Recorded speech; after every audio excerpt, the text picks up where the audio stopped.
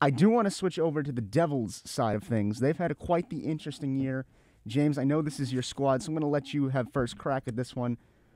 What does this year tell you about what's to come for things in Jersey? I think everything that we need to know about the Devils is you could just look at last week and it's told the story of the season. They'll score 7 goals some games.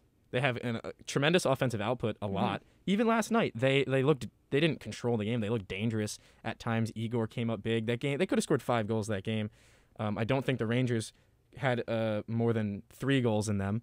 And this is it's frustrating because the Devils, the pieces are there. They're a very young team. No one expected them to be, even in so much of a playoff hunt in how good the Metropolitan Division is and how young the Devils are, and how their star goaltender is also a young goaltender who has been injured for the 2 years now, and Jonathan Bernier comes in and he's injured, and even last year Corey Crawford gets signed and retires before his first game.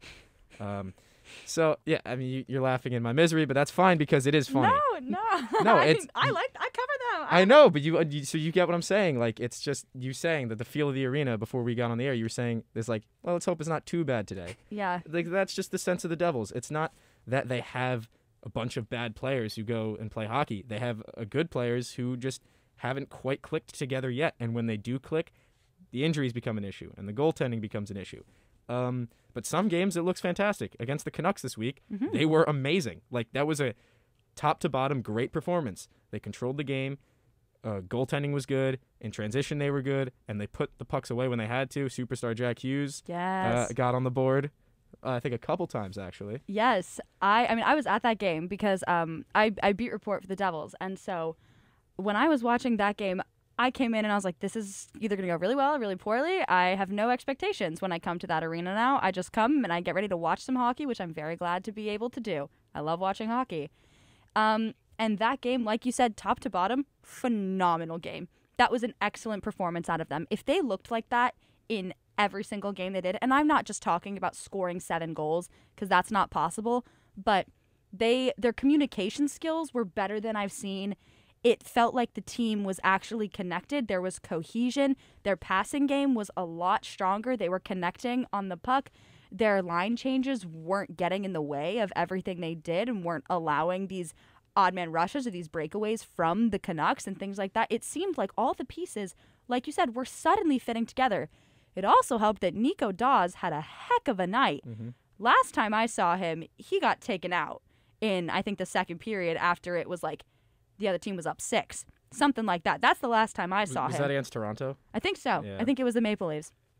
When I saw him last night, I thought he was a completely different goalie. He was phenomenal. And it's not even like these were easy shots that the Canucks were taking. He made some phenomenal saves. That team looked phenomenal the other night. I think that, like you said, they have the offensive output to be something fantastic. They need a goalie, and they need the defensive backup to make that team as deep and as strong as what we're seeing. I think if we can give it 4 years, some trades to get a super solid starting goalie, I think they can be a great team. They've got the pieces. They've got Hischier, Hughes, Sharangovich, Mercer, Siegenthaler. Like, they've got these huge people that are great on the output. They just need things to back them up now. That raises an interesting point. You say it's a 4-year kind of waiting period here. Does that make the Devils buyers or sellers at this deadline? There's been a lot of rumors swirling about what the Devils are going to do at this deadline, especially with like Pavel Zacha. He's been a big name. And we were talking before the show about is Brock Besser coming to the New Jersey Devils arena. I don't know. I mean, we were talking about how we want the Hughes boys all on one lineup. We want Quinn Hughes to come. I don't think that'll be happening this year or anytime soon, sadly. I don't know. I think that they have a solid enough core that I don't think they should touch much there. I don't think they should be selling a lot. If they can be buyers in this, I don't know what their cap space is off the top of my head. I apologize for that. But if they can be buyers, if they can find a way to get in and get what they need in this market, I think they should be buyers. I don't think they should be huge sellers. I think they've got a great core, and I think giving too much of that away is going to hurt them more than it's going to help them. I think they're one of those teams in that unique situation where they're a builder team where you think that they would be a buyer, but they're also so young where they have so much trade potential to give away. Hmm. So I think they're one of those even teams that for every player they bring in, there's a player that they can send out. And that's kind of like the Brock Besser, Pavel Zacha trade that people are thinking of. That'd be probably a first rounder and Zacha for Besser. And that's a pretty fair trade across the board. You know, the Canucks get a good, solid two-way forward. Devils get a really good player in Brock Besser. Yeah. And also a first rounder goes to Vancouver. I think for the Devils, it's a 4 years sounds like the right timeline to me, but I don't know what the makeup of the team is going to look like outside of the names like Hughes and Hischier. And you mentioned Jonas Siegenthaler, absolute sleeper pick to be in like top 5 New Jersey Devils players, but he has been phenomenal this season. Oh, yeah. I mean, Dougie Hamilton also has to be in that crew of players that you cannot get rid of.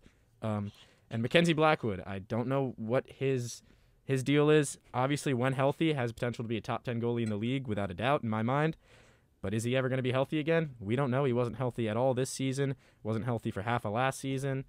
And I think a trade for a goalie somewhere down the line could be in the works.